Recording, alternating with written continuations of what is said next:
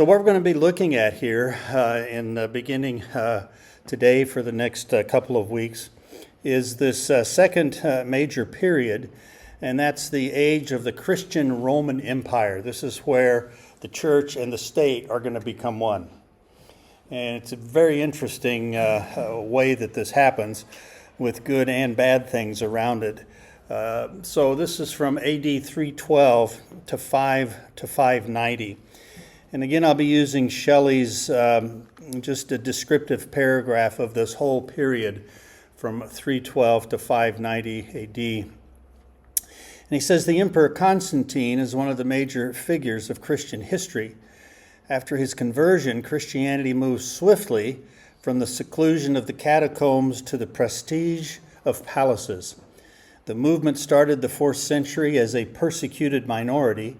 It ended the century as the established religion of the empire. Thus, the Christian church was joined to the power of the state and assumed a moral responsibility for the whole society.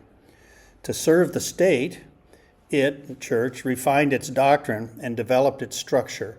Monks arose to protest this secularization of the faith, but when the barbarians shattered the government in the western half of the empire, even Benedictines enlisted as missionaries to the pagans. A lot of things going on here. We'll touch on all of them, emphasizing some more than others. But this is a tremendous shift in what had been happening in the church. And it really contains all of the seeds for all of the issues and problems and things that have come right down clear to us today. So as we understand this period, we're going to be in a good position to be able to evaluate what we find in our own cultures and societies, but also just to understand and appreciate better God's hand in His spread of the gospel and the name of Christ. Shelley says this about this period in general. He says all the signs of a crumbling empire were there in 284 when Diocletian first donned the purple. Now, the purple was just expensive cloth, and it became the imperial garb, okay? So donning the purple means becoming the emperor. It was just a metaphor that had to do with that. He goes on, he says, 30 emperors had claimed the throne in the 3rd century, and many others tried. The Roman Senate scarcely pretended any longer to go through the motions of electing the Caesars. Kinship to a reigning emperor counted for nothing in determining the succession. On the contrary, the sons or near relatives of one Caesar usually found themselves in danger of a speedy execution when the next emperor assumed the crown. So this chaos. I mean, the empire is coming apart, and but it's how that it happened that's interesting. Now, the following map from the same source that I just showed you, the other map, this Vox.com, just shows you the 20 emperors that died in various reasons from 235 to 285. Okay, they either death from an unknown cause, or died in battle, or died from plague, or murdered by their own troops. So there was no stability in the empire. It was just going from this and that and the other. So for the first 2 centuries after Augustus became emperor in 27 BC, the Roman Empire experienced a period of unprecedented political stability and economic prosperity. But at this time, in the 3rd century, it just became really, really chaotic, and it was obvious that the empire itself was in trouble. And so we see here that this cycle of bloodshed was quickly moving toward the dissolution of the empire. But in 285, Emperor Diocletian took power, and he managed to pull the empire out of its tailspin. In a 20-year reign, he did some changes that extended the life of the empire, but it also brought the last period of persecution, which fits in with what we want to look at today as well. So we find the empire in crisis. during this period, later 200s. And chaos and anarchy spread through the empire. The slaying of one Caesar was a signal to Roman troops somewhere to acclaim a new ruler. Sometimes the Praetorian Guards stationed in Rome itself made the choice. Sometimes it came from the armies of the frontiers. As the 3rd century drew toward its close, most thoughtful Romans were in despair. They saw the empire on a swift slide into ruin, and the once proud civilization about to plunge into a barbarian sea. So that's the cultural and historical context for this, and into this rides metaphorically Diocletian to the rescue. And just some facts about him. Again, just to kind of sketch the background, because there's something interesting going on here with regard to why God would forestall the end of this empire, and yet Christianity becoming wed with the state at the same time. He was a commander of an army before the age of 40. He became emperor by election of his generals and officers, and he took ruthless control. And he was a typical Caesar who just, anybody that was going to be a threat to the throne, he would just do away with. He repulsed invaders and regained territory. And one of the things that's going on in this whole period is that there were so many different groups starting to push militarily against the empire that one unified army couldn't get out and control all of it. So Diocletian's going to do something very, very interesting. He was a skilled statesman, and so he reorganized the government around 4 imperial courts. Basically split up the power, reasoning that that would be the only way that the empire would be able to withstand these increasing attacks from the outside. However, the downside to his rule, as far as the church and Christianity is concerned, is that he ordered the most vicious of all persecutions of the Christians. And so for a while, he was doing this. Now his court was full of Christians, so it wasn't like he was trying to keep something from happening. He decided he needed to undo something, and I don't know if there's any real evidence as to what he was thinking. People have to figure, what was he thinking? Probably it was, I've done all I can militarily, all I can in terms of government restructuring to save the empire. Is there anything else? And somebody's always saying, well, yeah, the Christians, blame it on the Christians. And that had been behind a lot of the persecution. So it may just be that it wasn't with any rationale other than just, well, is there, I'll try this. And he may have been inflamed by underlings.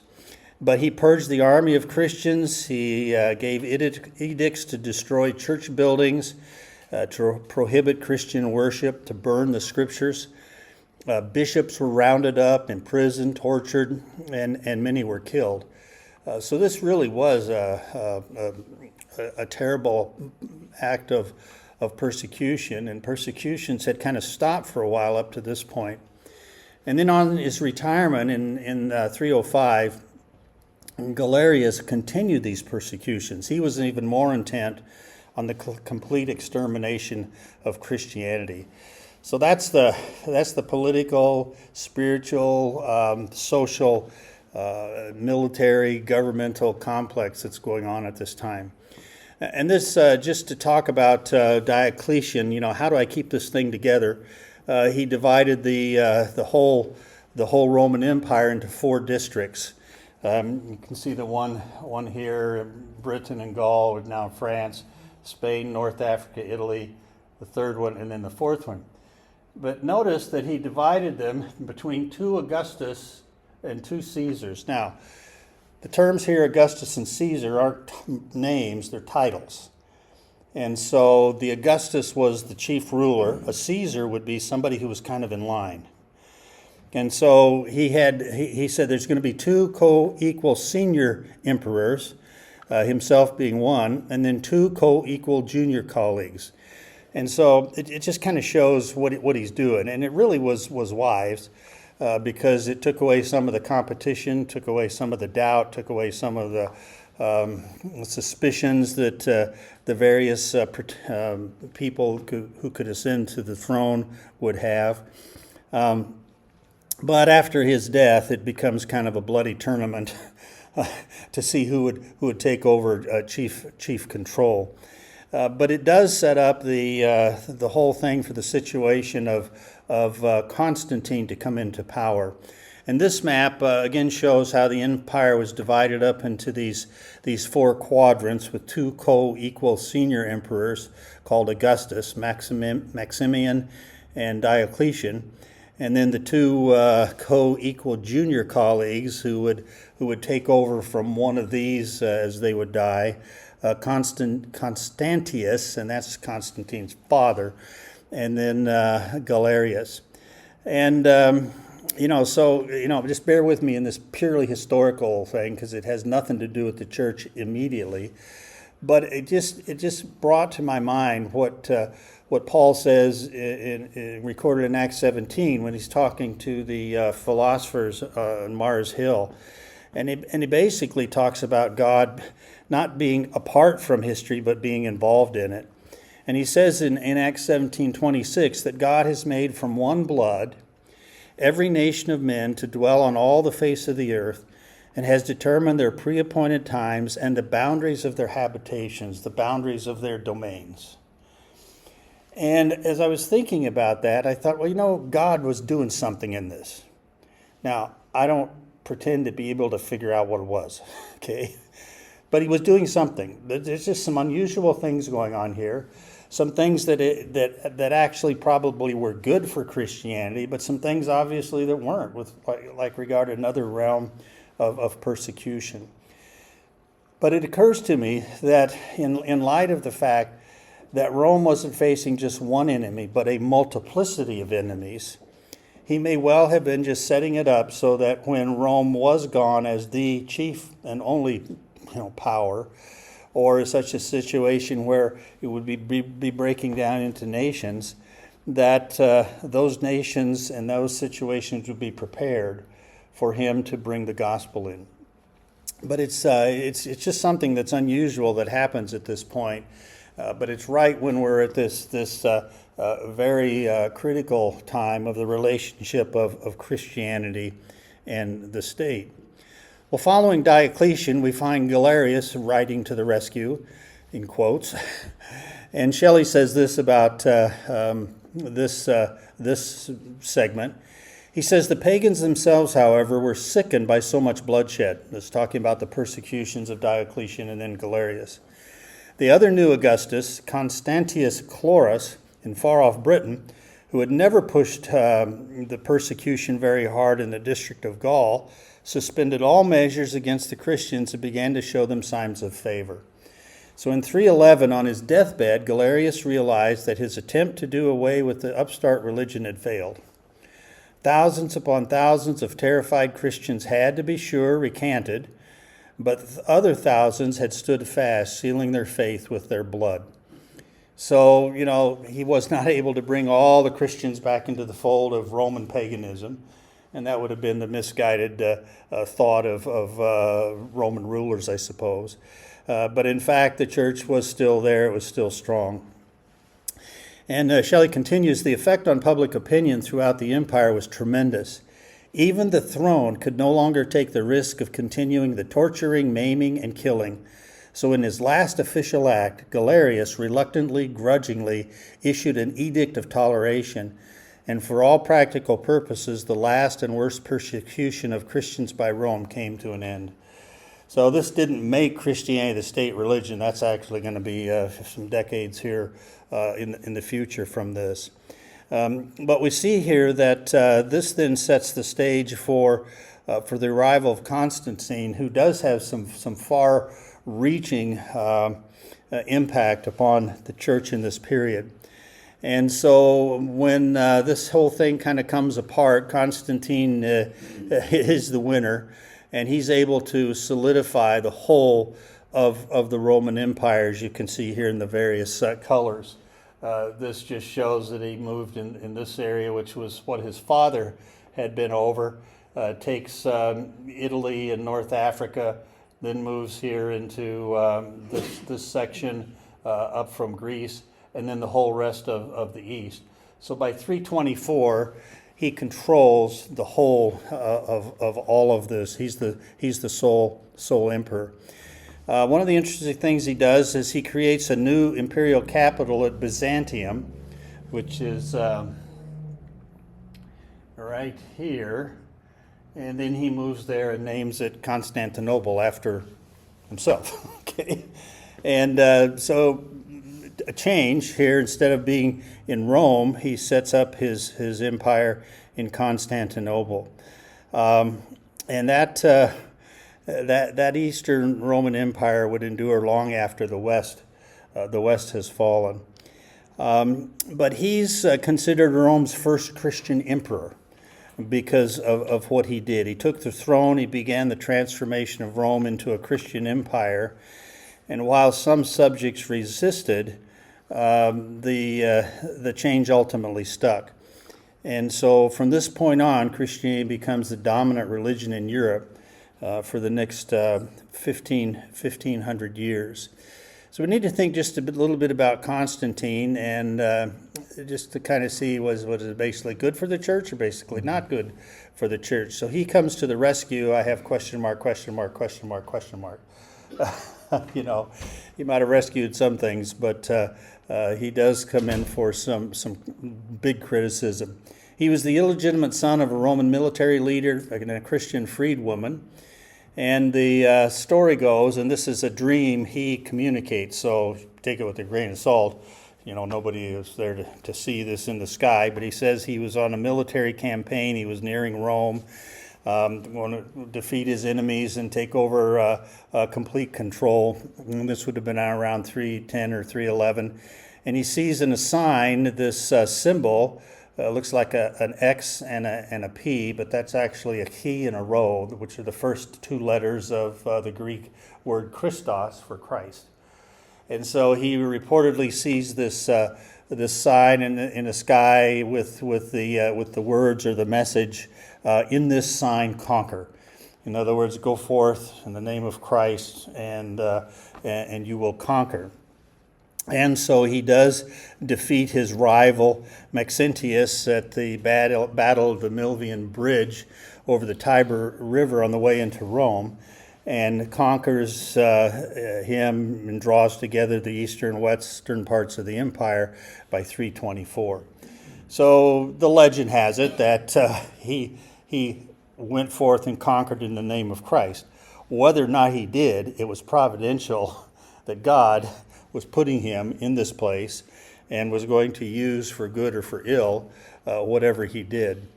So he moved his capital to Byzantium, renamed it Constantinople, and then went ahead. We'll look at some of the things that he did. So his conversion is debated as to whether or not he was really a Christian, and if he really was a Christian, just how Christianized he really became. And how it's shown up in his life and so forth. Now, there's plenty of evidence that he did not get out of paganism. He conspired, he murdered, he still retained the title Pontifex Maximus as the head of the state religious cult. So he's not authorizing Christianity, he's not doing away with any pagan religions. So he continues to act pretty much like emperors have always acted. However, he did do a number of things. He allowed Christian ministers some tax exemption as pagan priests. He abolished executions by crucifixion. He halted gladiatorial battles as punishment for crimes.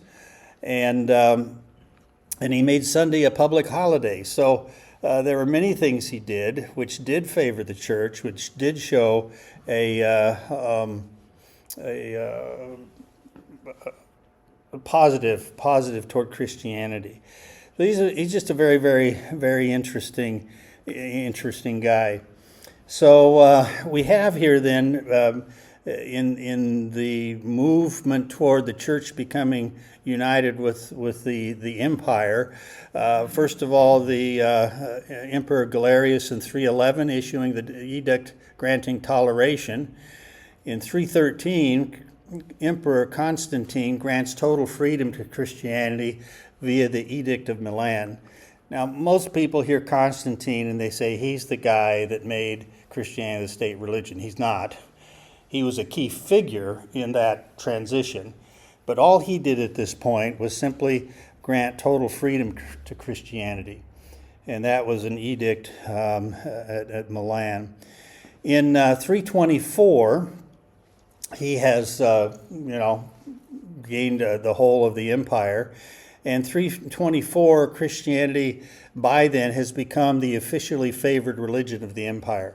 Now that's just a process that happened. I don't think there was any edict or anything that established that. It's not until 380 that Emperor Theodosius I actually issues the edict making Christianity the official and only religion allowed within the empire. So it was a process, and Constantine had a most important and a most formative hand in that. But Shelley says, today, after all the intervening years, we find it almost impossible to grasp what this change in imperial leadership meant for the church. Prior to 312, Christianity had been outlawed and persecuted. Suddenly it was favored and pampered. Constantine thrust it into public life, and as a result, the church faced a totally new mission in the world. So you can imagine living during that time, okay? And you know that Christianity has always been on the outside. It's been persecuted or tolerated for times. And all of a sudden, now you're in the favored, all right? And you would immediately think, well, this is of God. Look at what God's going to do. And, your hope would be, we're going to take over the nation. We're going to spread Christianity and we're going to save this nation. Now, there's some theological problems with that, and we'll look at those next week. But Eusebius, who was in that, he was a church historian, and he was in that generation that were seeing these things. It says the church historian Eusebius, this is again out of Shelley's book on church history in plain language, he probably spoke for the majority of Christians when he represented the emperor as the ideal Christian ruler and envisioned the beginning of a new age of salvation. The new opportunity to preach publicly and to develop unmolested surely meant that God had a new and greater mission for the church. The divinely ordained moment had arrived for the infusion of public life with the spirit of Christianity. Now, had Christianity ever positively changed communities or countries? Sure. Here and there, you would see that there were positive changes, and there are positive changes whenever Christians are living by the Spirit in accordance with the Word. And yet now we're talking about the world empire, and so you can understand how they would think that. He goes on. He says some Christians found special meaning in the fact that Jesus and his message appeared at the very hour when the Roman Empire provided the world with political, economic, and cultural unity. Now that reminds you of the scriptural statement. In the fullness of time, God sent forth his Son, born of a woman, born of the law, that he might proclaim those, or might save those. So the Roman Empire, God chose at that moment, because of all kinds of things, to bring his Son into the world. And so this is that kind of a statement, and you could see how Christians might think, oh, perfect, here we are. We're now in charge with regard to being able to espouse our view of righteousness and what a good citizen is, and so forth. So, you could see how some Christians would see this as just being, perfect setup for the conversion of the empire. Shelley continues, the empire seemed to carry the providential task of preparing the way for Christianity to fulfill its mission to all men. Now with Constantine, the conversion of the world seemed near. Okay? Now, if you're reading the scriptures, you know the scriptures, what's your answer to that? What's your answer to how and when there will be a worldwide Christian nation empire? Only when Christ is on the throne, not Constantine. That's right. But and we'll see, and we'll start to look at this next week. How why would Christians not immediately respond that way? Well, it's because they had had come to believe a different view of the kingdom and a different view of what God was talking about with regard to a kingdom and an earthly kingdom and who the ruler would be. So anyway, this is where we are in this period. However, that hope was certainly tempered by what actually happened, and it wasn't long before doubts would be thrown into those who were hoping for a much better outcome with the church coming into this favored position. Jeremy Jackson, in his little book, No Other Foundations, puts it this way. He says, from the vantage point of many centuries, it is easier to view the fact and circumstance of toleration as a handicap to the church than as an asset. He says, for the church, the embrace of society proved to be spiritually costly. The intricate problem for church-state relations, which has troubled the Western world ever since, was well and truly introduced.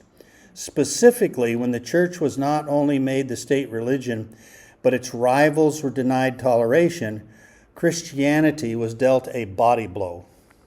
Now, what he means is Christianity as the whole movement, which became Christendom. Christianity is what people would look at as the Christian faith. We're going to see, and we'll bring it out some today, but that there were always going to be groups of Christians who were living real Christianity, but they weren't the ones being favored by the empire. So, so that's, and then Jackson mentions a number of things. He talks about decades of toleration had diluted the spiritual discipline of the church, plus introduction to the church of pseudo-believers as a need for firmer discipline. And then the quality of membership declined rapidly. So he's talking about the effects that were happening within the church that are going to not result in the empire being Christianized and the world being Christianized in the biblical sense of the word. He talks about it requiring firmer intervention of Christian leaders in local affairs, encouraging bishops of the church to exercise elitist control. Now, I've been pondering over this because it didn't all make sense to me. Let me just kind of work through this in a little bit clearer way. Yeah, it says, when the church was not only made the state religion, but its rivals were denied toleration, Christianity was dealt a body blow. For at the very time when decades of toleration had diluted the spiritual discipline of the church. And what he says is saying there, he's using toleration in a different sense. He's saying, and we've seen this, that the decades leading up to this, the church itself and individual congregations were having more and more difficulty of maintaining a vibrant, spirit-led, biblical faith. There were things creeping in, doctrinal things, behavioral things, and there's always these kinds of problems.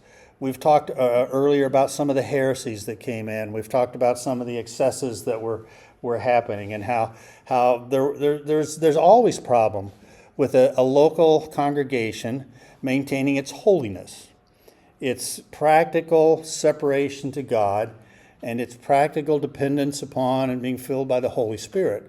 There's always a problem. So what he's saying is that you have this natural happening where churches were just kind of slipping with regard to just how spiritual they were. And I mean spiritual in a positive biblical sense of the word. And then when you've got, on top of that, people who were coming into the church, who he calls pseudo-believers. Now, what happens is when Christianity is tolerated, and then when it's declared the official state, they were also then did not tolerate paganism. Okay, so it wasn't like Christianity is favored, but you can go ahead and practice whatever else you want. Right? That actually would have been better. What they did say is, no, Christianity is not only tolerated, we're accepting it as the norm, and we're establishing it as the state religion, which means you can't worship any other way. Well, so you've got all these pagans, okay, and they want to be part of society. So what are they going to do? They got to join the church, because the church now was society, and society was the church. And so they come in not because they're born again, not because they've been shown that Christ is the answer to sin and the giver of eternal life. They're coming in because they want to be part of society. They don't want to be ostracized. So they're not coming in as genuine believers in every case, or believers who are maybe just barely believers, but they don't know anything about what's going on. So that's what he's talking about here. So when that comes in, your church leaders have a whole new set of problems, right? Okay? And so you've got to educate, you've got to discipline, you've got to say, well, that's not right behavior. Why not? Well, and you can just see how the whole complexity of shepherding a church with this mixture would be the problem. So that leads him to talk about the quality of membership declining, and then requiring firmer intervention of Christian leaders in local church affairs, which then led to bishops having more power, because you've got, the bishop is not just a functionary of the church, but he's now a functionary of local government. Okay? And then eventually, how this would lead to a bishop of Rome or Constantinople having the same sort of central control as the secular counterpoint. So this wedding, looked good and maybe as potential, but in the actual outworking of it, it was a detriment to the church, not something that was positive. Comments there? Is that making sense? Shelley says this. He says, the advantages for the church were real enough, but there was a price to pay. Constantine ruled Christian bishops as he did his civil servants, and demanded unconditional obedience to official pronouncements, even when they interfered with purely church matters. Yeah, well, there's the big red flag. Okay, and we'll have an example of this in a minute. There were also masses who now streamed into the officially favored church. Prior to Constantine's conversion, the church consisted of convinced believers, people who had been confronted with the gospel message and have decided it's true, and I accept it, okay? Now, many came who were politically ambitious, religiously disinterested, and still half-rooted in paganism. This threatened to produce not only shallowness and permeation by pagan superstitions, but also the secularization and misuse of religion for political purposes. So this is an unholy union. It just didn't work. Wedding the political and the spiritual in terms of government and regulations. Reynolds Showers, whom I've referred to before, also comments in the similar strain. He says, at first the transition from being the persecuted to being the exclusive religion of the state appeared to be a tremendous victory for the church. However, time was to prove that the victory was a defeat in disguise. Satan recognized the union of the church and state as a golden opportunity to introduce apostasy to the church. Once Christianity was made the only religion allowed, local churches became swamped with large masses of pagans who wanted to become Christians, but who, at that point did not understand the gospel and weren't born again. Showers goes on, he says, through this contact, the pagans found the worship of the churches to be considerably different from that of their temples.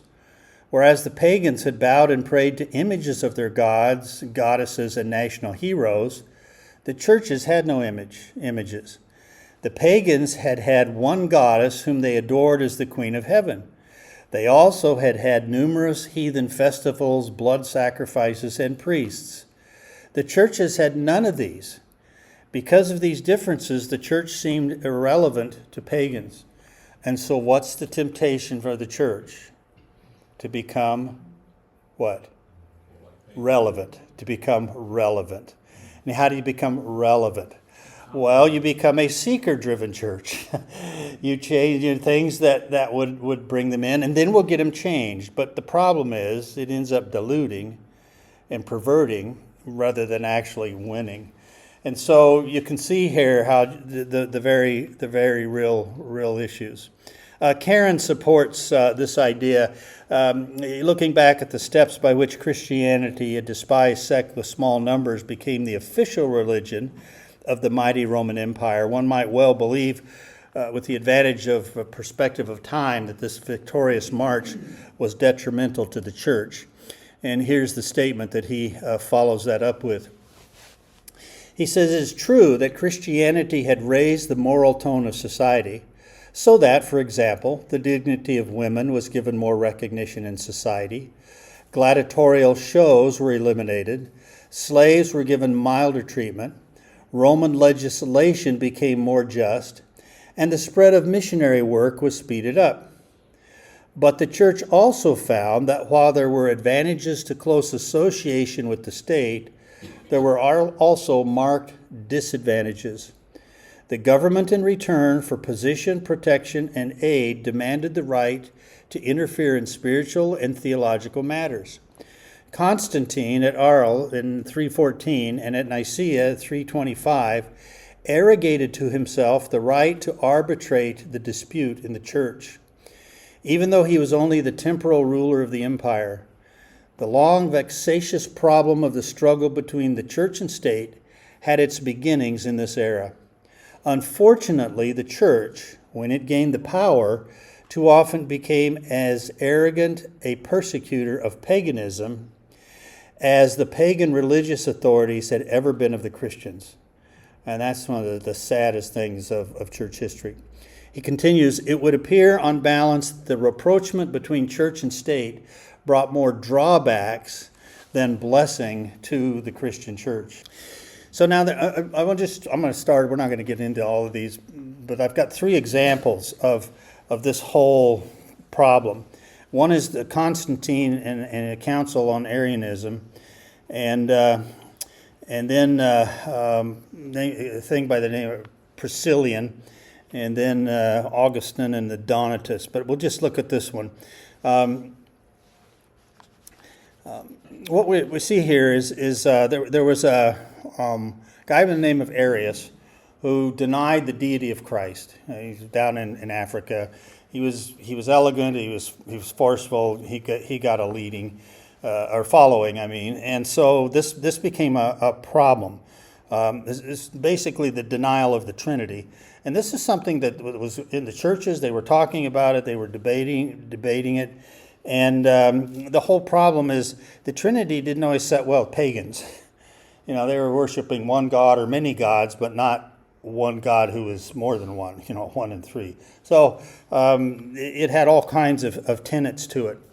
So what we find here is that Constantine puts himself into this whole issue. And so the doctrine was the Trinity as it was being debated, and it was causing division. And so Constantine is troubled by reports over the bitterness being displayed by Christians over this. Why? Because he was real sensitive to Christian feelings? No. Because of the impact on the unity of the kingdom is what we're going to see. So Christians were calling for the state to suppress or banish those who are in error. Well, why? Well, because now the state and Christianity are one, and the bishops are part of the political process, and so we want you to deal with this error. Constantine was concerned about the effect of quarreling divided Christianity in the face of a crumbling empire. He did not need more elements of division and divisiveness. And so this kind of gives you, I think, some real insight into what were really at the top of Augustine's motivations. I'm not going to say he wasn't a Christian, but he was, I think, much more concerned about holding the empire together than about anything having to do with the cause of Christ. So he was forced to intervene to stop the disunity and to make his Christian subjects agree on their own beliefs. So I'm going to stop this, and we're going to enforce agreement. How's that work? Did that work with your children? No, you can tell them you can't argue or you're going to set consequences. But you can't just wave a wand and all of a sudden make them harmonious and all in agreement, all right? Individuals are individuals. Churches are churches, and so it was an impossible job, but Constantine was the emperor. He could solve it. Well, Arius was a pastor in Alexandria, he denied the deity of Christ, and he was excommunicated by the bishop, by Bishop Alexander in Alexandria, or by the, anyway. So he was excommunicated. Some guys later are going to get executed. So he turns to his friend Eusebius, Bishop of Nicomedia, and there was some sort of rapport even with Constantine. So it ends up being a test of strength. You got the Nicomedia, who's the political capital, that's up in Asia Minor. You've got Alexandria, the intellectual capital. So you got these whole groups are just going at each other. And it's not just a calm theological debate. It would get physical at times. So Constantine convenes a council of Nicaea. Okay, the Nicene Creed, which affirms the Trinity, comes out of this. Okay. That was convened by Constantine. And Shelley describes Constantine's demeanor in all this. It says, in the center of the conference hall at Nicaea sat Constantine, who had at first thought that the whole issue was a mere difference in terms. Presiding over the early sessions, he appeared as a glittering figure in his imperial robes, which were no longer the austere purple garment worn by the emperors in Rome, but were the jewel-encrusted, multicolored brocades thought proper to an Eastern monarch. He spoke briefly to the churchmen, reminding them that they must come to some agreement on the questions that divided them. Division in the church, he said, was worse than war. Having made his point, he stepped aside, committing the resolution of the conflict into the hands of the church leaders. Now, undoubtedly, he thought this would settle the matter and that calm over the affair would prevail, and that would be the end of the matter, but it wasn't. So Arius' excommunication was upheld by this group, not because of Constantine, I think because it was the right thing to do. That's not how God settles theological disputes, nor would it satisfy the participants present. Broadbent observes this way in the Pilgrim Church. He says, although the decision reached was right, the way of reaching it, by the combined efforts of the emperor and the bishops, and of enforcing it by the power of the state, manifested the departure of the Catholic Church from the Scripture. Now, he's not talking about the Roman Catholic Church yet. That's a few hundred years coming. He's talking about the universal church, the way we've been using Catholic in terms of true believers in bodies, and those bodies not being in a formal relationship, but by the Spirit. Broadbent continues, he says, 2 years after the Council of Nicaea, Constantine, altering his view, received Arius back from exile, and in the reign of his son Constantius, all the bishoprics were filled with Arian bishops. The government now became Arian, persecuted the Catholics, that is, other Christians, as formerly it had done the Arians. So basically, Constantine turns around and sets Arianism in this part of the church in a way that lasted for decades or centuries. And so, here's this political leader acting as a church governor. And, his desire is, I want to see harmony in my kingdom.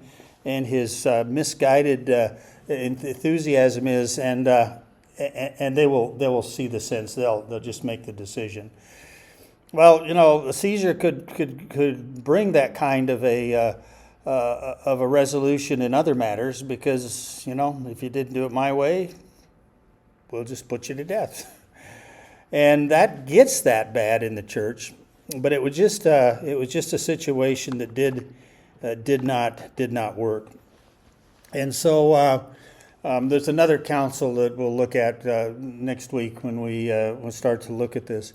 But what we want to do is, and we're going to just kind of look at a couple more examples of how this whole union of political and spiritual did not work. And then we'll take we'll start looking at a summary of all the ways that the church had departed from the apostolic teaching.